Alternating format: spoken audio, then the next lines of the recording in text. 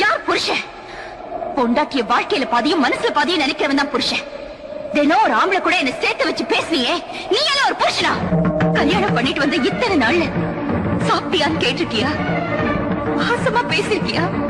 இல்ல ஆசைப்பட்டத வாங்கிதான் கொடுத்திருக்கியா?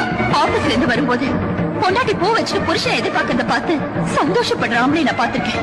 யாருக்கா காத்துட்டு இருக்கேன்னு சந்தேகப்படுறியே, நீ எல்லாம் ஒரு புருஷனா? குறை தீக்கணும்னு கோயிலுக்கு போனா அந்த சாமி மேலேயே சந்தேகப்படுறவனையும் புருஷன் சொல்லக்கூடாது.